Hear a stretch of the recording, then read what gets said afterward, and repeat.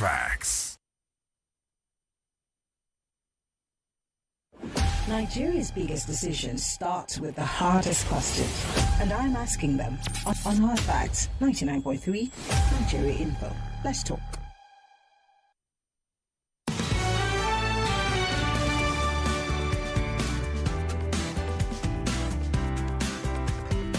Five minutes gone past the 4 o'clock hour. Welcome to Global Review this Thursday. This is Hard Facts, 99.3 Nigeria Info. Every Thursday at 4 o'clock, we go beyond the borders of Nigeria. And today, we're docking at the United States border, just beside Mexico. It's just that they're not going to let it in.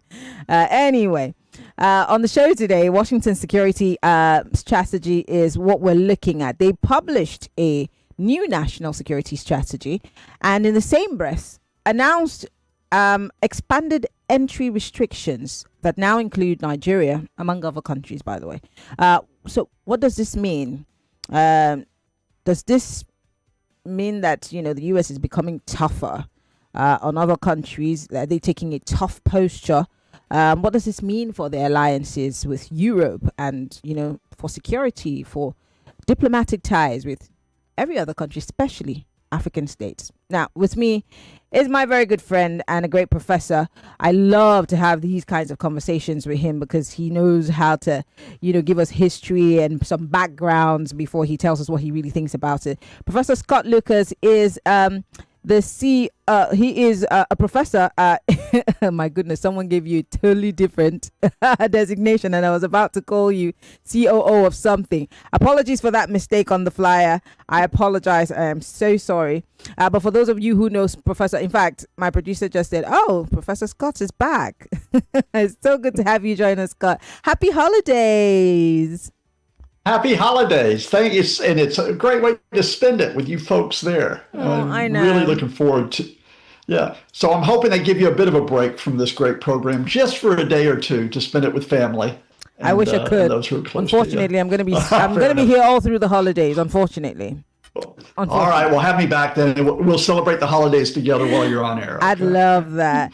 But Scott, let me go straight to it because of the little time that we have, and I want to see how much we can cover with this. Let's start with some facts. The White House released a national security document in December that reemphasizes the America First posture. For those who do not know, this is a phrase or a term that came with Trump's first coming. Obviously, he's restating it in his second coming, which is putting military strength and economic security at the center of the U.S.'s strategy and signaling a shift away from some multilateralism. Now, some analysts are saying that the 2025 NSS reprioritizes unilateral leverage and economic policy as instruments of security. And some commentators are actually warning that it could strain traditional partnerships if allies are seen as expected to align with more transactional U.S. demands. Now, I want to start with the UK or Europe as a whole, where you are. I have heard analysts, from that part, continuously say that this is pushing the EU to a point where, it's supposed to scatter. That, there's a group of people who are supposedly supporting Donald Trump's position, which is not necessarily great for the EU. Explain to the average person what this new strategy really means.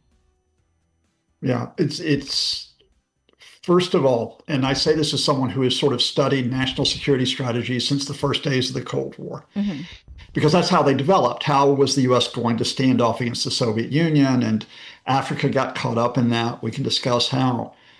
But here we are almost 80 years later, and this is not a strategy. That's the first thing to say. It's not really a geopolitical strategy. It's not really an economic political strategy. It's a wish list.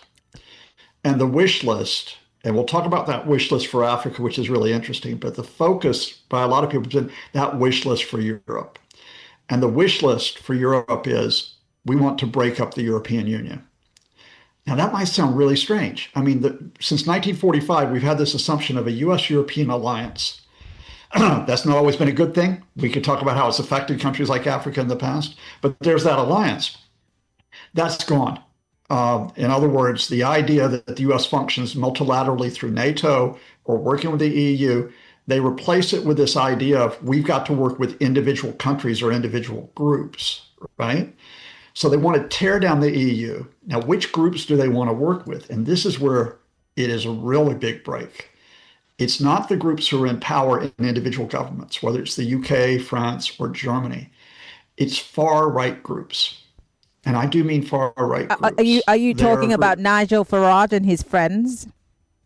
Nigel Farage and his friends have actually been receiving support from the Trump people all through 2025 to try to undermine the Labor government and using the propaganda outlets, because Nigel Farage has an entire TV channel, GB News, to try to basically promote their views on immigration, their views on race, to be honest with you, and that these should be proper English views.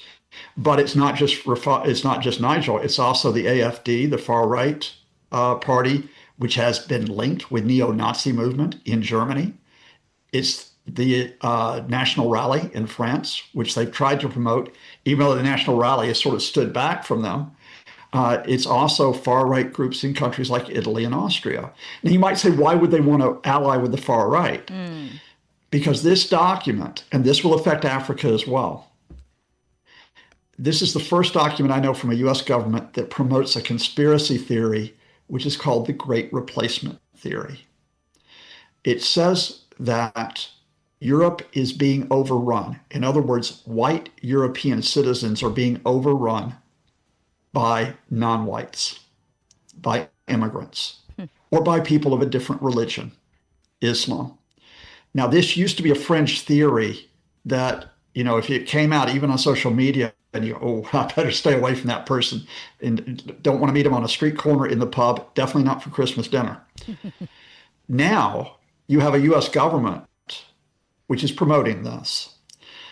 The Trump administration did do this in the first term. There's a man named Steve Bannon, who was the chief strategist, who said the European Union should be broken up. He went around Europe to work with these far-right groups, effectively for white nationalism. But the Trump administration was very disorganized. The difference here is they're very organized. And the driving force behind this strategy is probably J.D. Vance, who's the vice president. Why do you think it's J.D. Vance? Because in February, J.D. Vance went to the Munich Security Conference, which is the big gathering in Germany. All the European countries, in fact, many countries from around the world, to talk about international security. Now, this has been the bedrock of U.S. alliances with other countries. But Vance came and gave a different speech. He said, Europe now will have to fend for itself. We're not going to go after Europe. And then he went in and said, Europe is basically losing its identity because of immigration. Europe is cracking down on free speech. And just after making that speech, who did he meet with? He met with the leader of Germany's AfD, that far-right party I mentioned, Elisa Vital. And he's continued, Trump people have continued to meet with Vital, including Elon Musk met with her. And of course, J.D. Vance spent the summer in Southwest England in the Cotswolds, nice part of the world, I've been there. Mm-hmm. But this vacation included in it were hard right members of the Conservative Party and Reform Party members like Nigel Farage talking with J.D. Vance about how to expand their power. So this view of race, this view of the other that threatens white people is at the heart of this security strategy. It's just that most of the attention has been on Europe. It also affects other parts of the document, including Africa as well. So I'm choosing my words carefully here. Are you implying that the US is pushing a racist security strategy? Yep, I am absolutely pushing that. And I look forward to how your viewers and listeners will respond to that, because I think this is a critical time where we need to be honest. We have known. Go ahead. Go ahead. Well, I'm going to say, you know about this, and we're going to talk about this probably in just a minute. You referred to it in your introduction. There are now 32 countries whose citizens are barred from entering the United States. Now, what determines that list? In the initial week of Trump 1.0, it was religion that determined that list. Then it was known as the Muslim ban. And you remember it was 6 mainly Muslim countries that were one. They had to revise that because the courts pushed back. This time, there has not been court pushback against what are complete or partial restrictions on 32 countries. Now, what makes up the people on that list? Religion is part of it. You'll see some Muslim countries there. Have a look at the number of African countries that are there, including Nigeria, and ask yourself why. And I'm going to tell you why. In Trump's first term, there is a notorious meeting that he has where he uses derogatory terms about Africa and Haiti. He gives you a particular name I will not repeat on air, and you know exactly what it is, right? Which is foul and it is racist. Last week, at the time, Donald Trump denied he said that, or his official said, oh, no, I didn't say that. Last week, Donald Trump bragged that he had made those comments. He doubled down on them. So I want to be very clear here. You will hear the phrase Christian nationalism, which is being used now by Trump officials. And we have to talk about Nigeria, which is a country which has multiple religions. So I'm not doing down Christianity here. That phrase, Christian nationalism, is being used as a mask for white nationalism. White nationalism.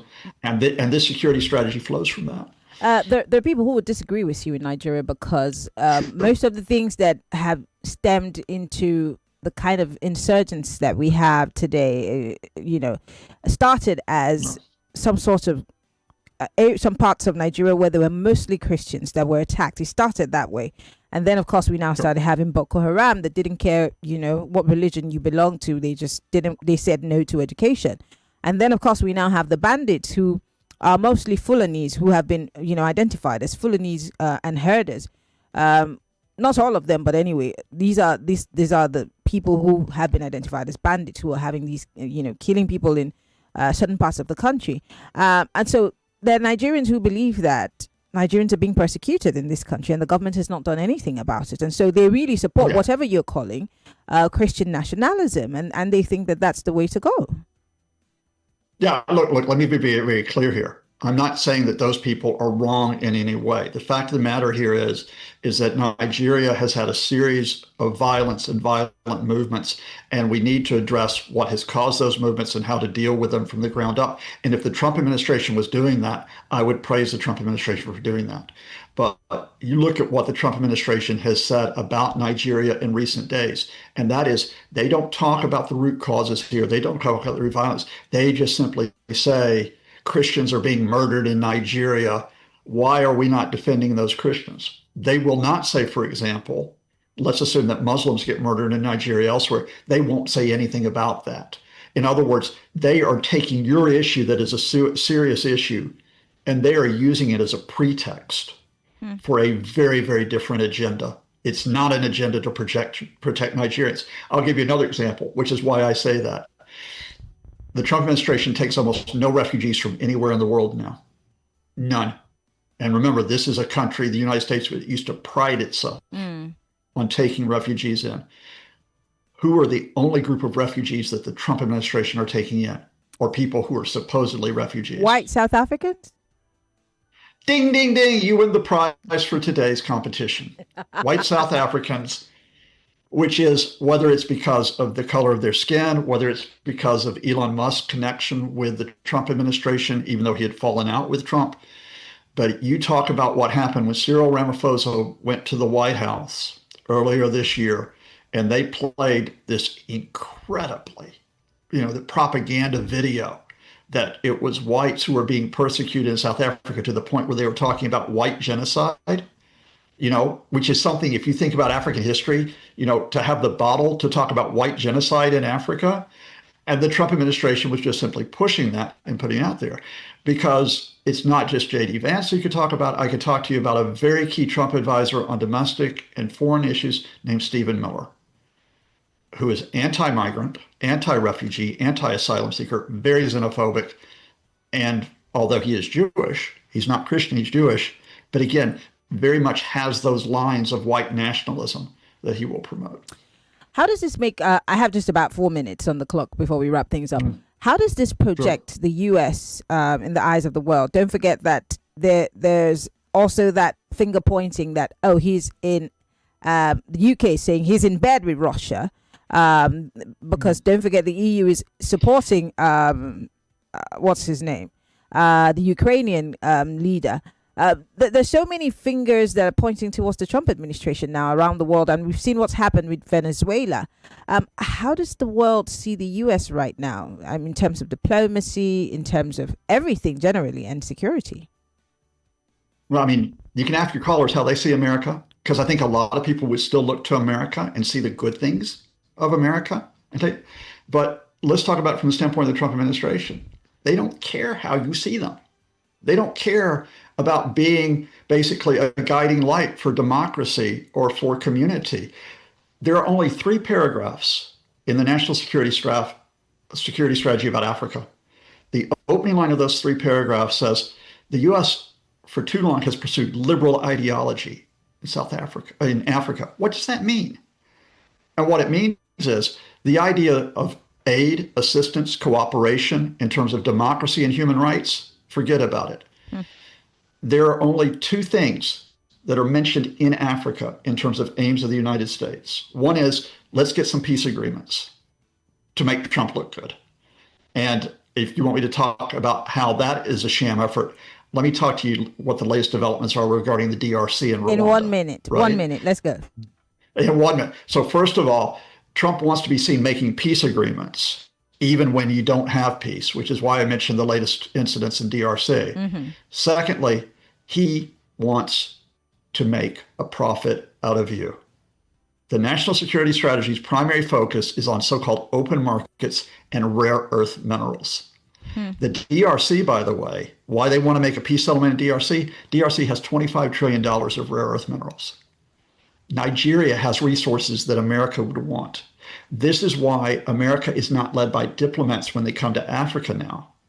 They're led by businessmen and Trump hanger-ons, like the father of Trump's son-in-law, Mr. Boulos, the businessman, who had that mission to Africa earlier this year. In other words, let me give you a phrase which will be deliberately provocative. This is 21st century neocolonialism, in that you have a group of people at the head of the US government who want to make money out of Africa that they largely see as a continent with differently colored people. And the idea of cooperating with Africa, for example, on AIDS programs that have saved 26 million lives, but that they have drastically cut, why would you want to cooperate with Africa on something like that? I've got just a minute. I really wanted to have more on this conversation, but I want to talk about the director and the actor that just died, known for his great movies, who apparently his son is on trial. I have just a minute and 2 seconds. There was a tweet on Truth Social by the president that, got even some of his followers to say, oh, Mr. President, you have to take down that tweet. Can you just talk about it in a few seconds? No, I won't quote that tweet because it was disgusting. It was foul. Donald Trump gloated about the murder. He gloated about the murder of director Rob Reiner and Rob Reiner's wife, who is also a filmmaker, Michelle Singer. And he gloated about it because Rob Reiner has certain political views. And he said, for example, that Donald Trump had cooperated with Russia, which is true. Rob Reiner and Michelle Singer are respected inside Hollywood and out because they helped young people. They worked with children's programs. But Rob was also a very, very outspoken Democrat who didn't like Donald Trump. That's fine. But the whole point is, and we know this in Nigeria, if you cannot speak to people who support different parties, if you can't do that with respect, where are you? My grandmother said 3 words to me that guide me. Don't talk ugly. You could disagree with someone politically like Rob Reiner and Michelle Singer, but why would you as a person, let alone the president of the United States, say that this person deserved to die because of Trump derangement syndrome? Why would you say that? Donald Trump, and now I'm going to break my rule here. Now, I'm not going to say Donald Trump is a nasty person. That would break my rule, my grandmother said. But that tweet is one of the nastiest tweets I've ever seen, because beyond all these issues we talk about, you have to be decent to each other. You have to be Scott, decent. I'm sorry, but that's all the time we have. And this has been a great conversation. Hopefully after the holidays, we'll be back to talk because there's a lot more that's going on the international scene. Scott Lucas is a professor from the United Kingdom joining us live on the show. Thank you so much for joining us, Scott. We appreciate it. Thanks to you, all your great listeners and viewers. Thank Hello, you. Daddy. Hello, Diola. I just want to say that I love you. Oh, I love you too. Hello, Daddy. I just want to say again that I love you and I like that we look alike. Hello, Auntie. Hi, dear. 99.3 Nigeria Info. We are more than just radio. Subscribe to our YouTube channel at Nigeria Info FM. Check us out on Facebook at Nigeria Info 99.3. Follow us on Twitter at Nigeria Info FM and on Instagram at Nigeria Info FM Lagos for live updates as it happens. 99.3 Nigeria Info. Let's talk.